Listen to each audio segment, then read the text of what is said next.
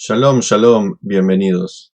El 17 de Tamuz es una fecha lamentable, trágica, de ayuno desde hace milenios en el pueblo judío.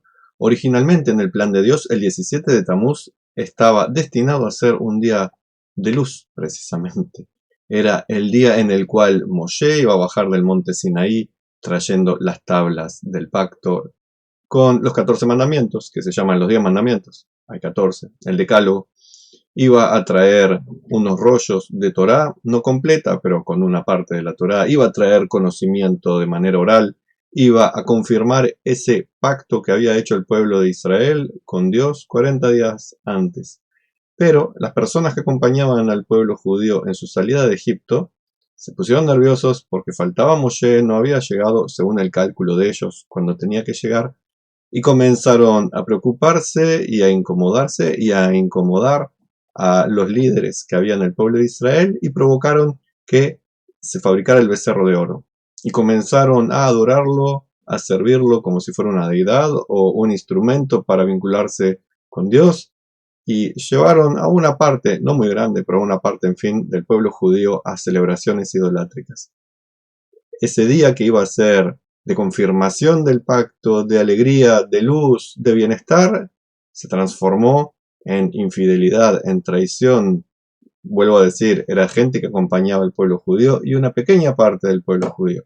Pero el resto no hizo lo necesario para terminar con ese foco infeccioso y decir, basta, hace 40 días atrás estuvimos presenciando la entrega de la Torá, Dios revelándose ante nosotros y expresándonos con su amor, las leyes para que nosotros llevemos una vida de espiritualidad en este mundo, basta de hacer estas infidelidades. Como no lo dijeron, fueron parte también del pecado. Bajó Moshe del monte Sinaí y su humor cambió, ya no era de alegría y por varios motivos, dicen los sabios que pudo haber sido, rompió las tablas de la ley. Ese regalo precioso que Dios le había dado al pueblo judío fue roto por Moshe, que luego se encargó de destruir el becerro de oro y de castigar a los culpables de la infidelidad, y comenzó un periodo de vacilaciones porque Dios quería romper con el pueblo de Israel, cosa que nunca hizo. El pacto fue confirmado y afirmado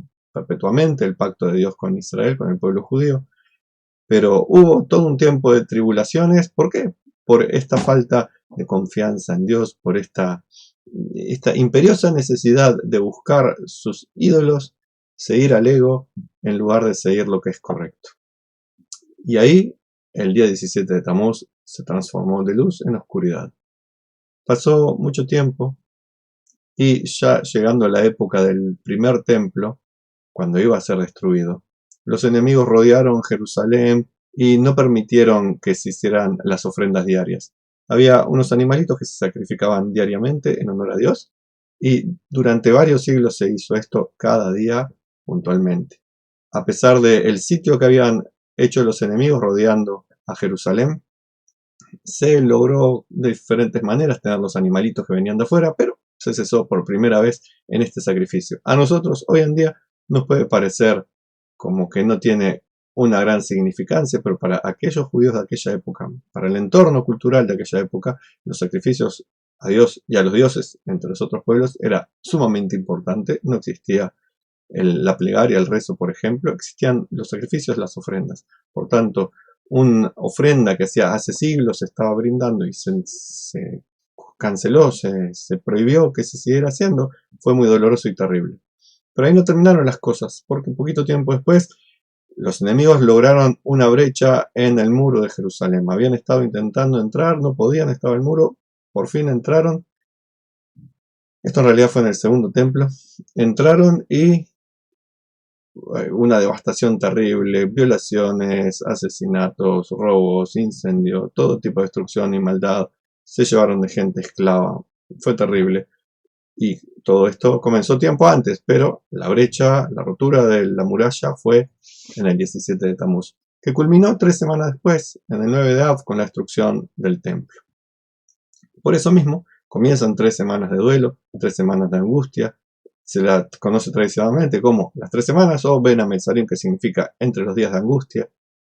y son una época donde se disminuye la alegría, se cancelan eventos donde uno pudiera estar alegre o festejando. También ocurrió que se quemó un rollo de Torá. Acá discuten los entendidos si fue el primer rollo que escribió Moshe o fue la primera vez que se quemó públicamente con la intención de ser quemado como una blasfemia, un rollo de Torá. El hecho que un rollo de Torá se quemó el 17 de Tamuz y quedó en la memoria colectiva del pueblo. Y también se puso en el lugar más santo del templo un ídolo, o ídolos en general, en el lugar más santo del templo, donde solamente debiera estar el arca con las tablas dentro, las segundas, se puso un ídolo. Desde hace milenios entonces recordamos estas tragedias, comenzamos el periodo de las 3 semanas, que culmina en el 9 de Av, un día de mucha tragedia que ya eventualmente nos encontraremos nuevamente para explicarlo. Simplemente les quiero recordar que el profeta nos dice que todos estos ayunos que tienen vinculación con la destrucción del templo serán convertidos en días de alegría, de banquete, de regocijo en la época mesiánica. Quiera Dios que pronto sea esa época donde las tragedias sean cosa del pasado y solamente podamos tener buenas noticias y alegrías entre todos. Ojalá que sea este propio año y que este 17 de Tamuz no haya un ayuno ni un recuerdo trágico, sino que sea una fecha de luz, que podamos volver a recibir la Torá como era el plan original, con todo su amor y bienestar. De mi parte, para todos ustedes, shalom y bendiciones.